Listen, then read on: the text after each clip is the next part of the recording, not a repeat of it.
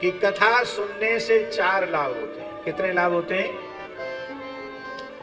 और ये लाभ जिसको पता चल जाएगा कि कथा सुनने के इतने लाभ हैं, उसका कथा प्राण बन जाएगी। जैसे प्राण के बिना जीवन संभव नहीं, वह भाग्यशाली जीव कथा के बिना जी नहीं सकेगा।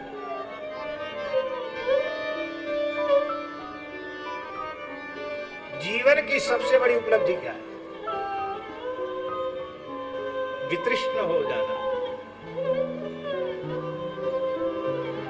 वितृष्ण हो जाना ये मनुष्य जन्म की सर्वोच्च उपलब्धि है स्वामी। लौकिक पारलौकिक भोगों की तृष्णा सर्वथा समाप्त हो जाना ये मानव जन्म की सर्वोच्च उपलब्धि है। और पूर्ण वितृष्णा इसी को मुक्तावस्था कहते हैं।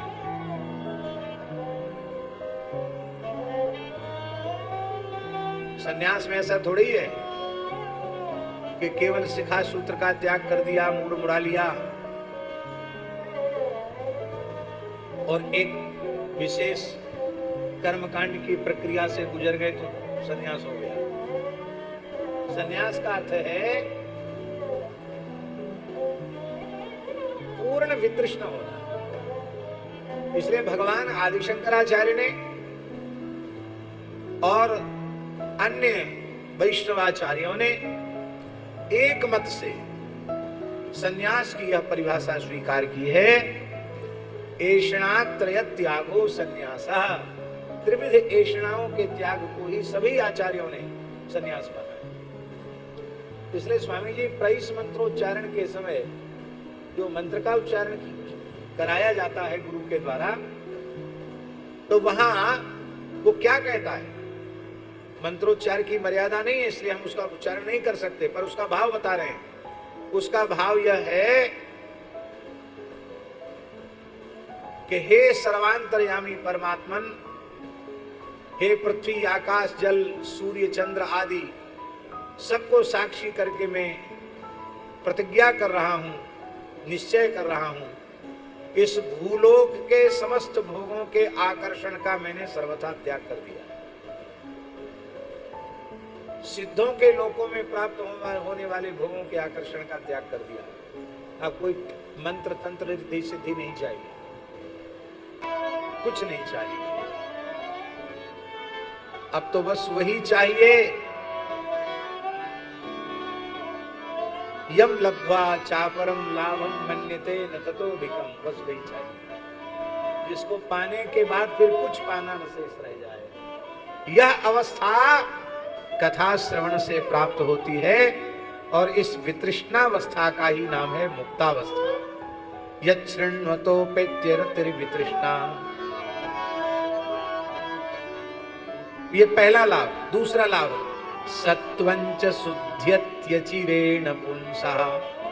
पुंसः अचिरेण सत्वंच शुद्ध्यति। उस भाग्यशाली मनुष्य का अंतःकरण सद्यः पवित्र हो जाता है। अचिरेण इसका अर्थ है स्वामी जी कि कथा श्रवणातिरिक्त अन्य अन्य साधन करोगे तो अंतःकरण हो सकता है कई जन्मों तक साधन करने के बाद भी शुद्ध न हो, लेकिन कथा श्रवण करने लग जाओ ईमानदारी से तो इसी जन्म में अंतःकरण शुद्ध हो जाएगा। शुद्धांतःकरण की पहचान क्या है? उसमें कोई कामना वासना नहीं रहती, यही शुद्ध अंतःकरण की पहचान है। क्योंकि जितने भी साधन हैं सब साधन मात्र की सार्थकता चित्त की शुद्धि में है।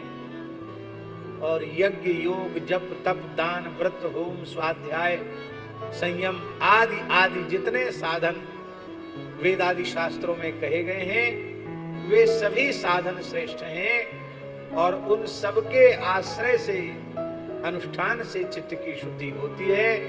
पर भगवत प्राप्ति के लिए, भगवत प्रेम की प्राप्ति के लिए जैसी चित्त शुद्धि अपेक्षित है वह इन साधनों से, क्योंकि इन साधनों के अनुष्ठान के काल में अनुष्ठान करता स्वयं साधक होता है अपने चित्त की शुद्धि का कर्ता स्वयं साधक होता है, और जब वह कथा श्रवण करने बैठता है तो उसकी अंतःकरण की शुद्धि के साधक स्वयं भगवान होते हैं।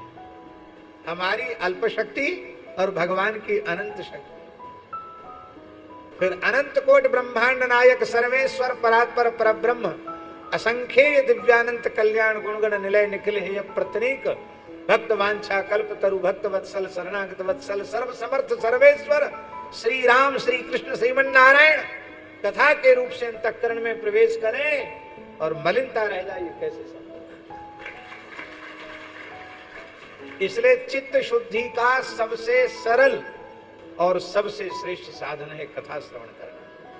ये दूसरा लाभ सत्वंच शुद्ध्यत्यचिरेण पुंसा। तीसरा लाभ भक्तिर्हरौ। यहां महाराज जी क्रम इसलिए है, वितृष्ण होने पर भी निष्काम चित्त होता है तो सत्वंच शुद्धति, और जब सत्व अंतःकरण शुद्ध हो जाएगा तो शुद्धांतःकरण में ही प्रेम का प्रकाश होता है।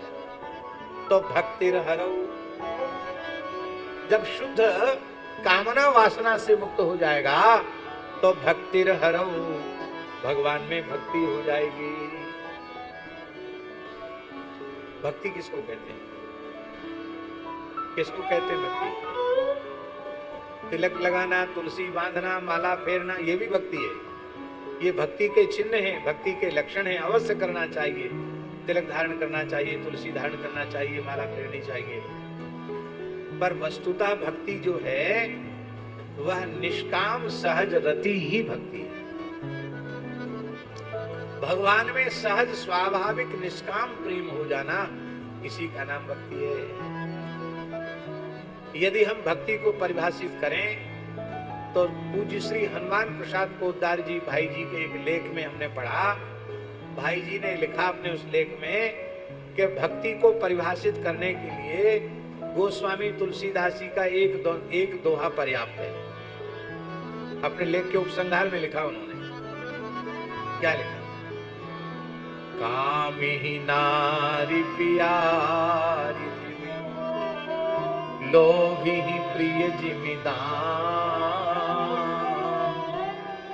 तिमि रघुनाथ निरंतर प्रिय लागौ मोहि राम। हे नाथ, आप निरंतर हमें प्रिय लगें।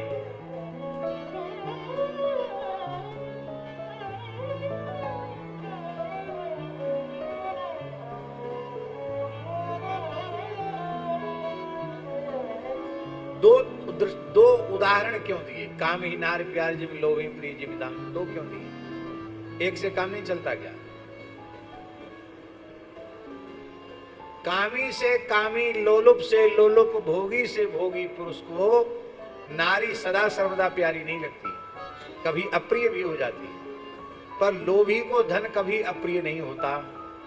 वो चाहे जितना शिथिल हो जाए, हाथ पैर हिलने लग जाए, कांपने लग जाए, पर चमड़ी चली जाए पर दमड़ी न जाए, उसका इतना आकर्षण होता है। इसलिए उनको लगा कि काम ही नार प्यार जिनमें भी कसर रह गई, इसलिए कहा लोभी प्रिय जिमिदा तिमि रघुनाथ निरंतर प्रिय लागो मोहि राम। हमारा प्रेम जितना शरीर संसार में है, ये बात हम सच्ची बोल रहे हैं, जितना प्रेम शरीर संसार में है, शरीर संसार के संबंधियों में है, उससे चौथाई प्रेम भी ईमानदारी से श्री कृष्ण के चरण कमलों में हो जाए, ये खेलने लग जाएंगे सामने।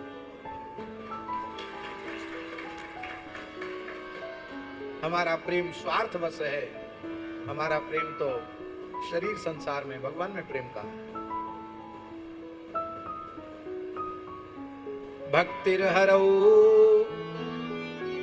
भगवान में भक्ति हो जाती है, भगवान में प्रेम हो जाता है। कितने लाभ हो गए कथा सुनने से? पहला लाभ वितृष्णावस्था, दूसरा लाभ अंतःकरण की शुद्धि, तीसरा लाभ भगवान में प्रेम का उदय, भगवान के प्रति भक्ति का उदय, और चौथा लाभ तत्पुरुषे च सख्यम।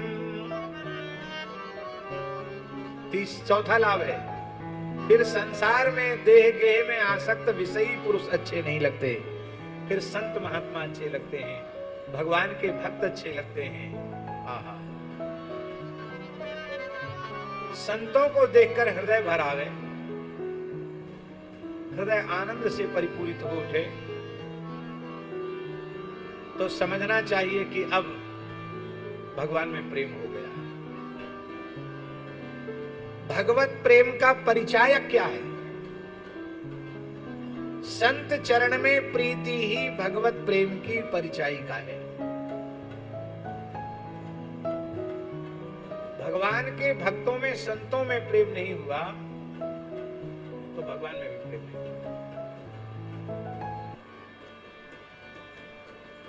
भले ही माला जपते जपते घिस जाए और कोई साधु संत आगे मन में यह बात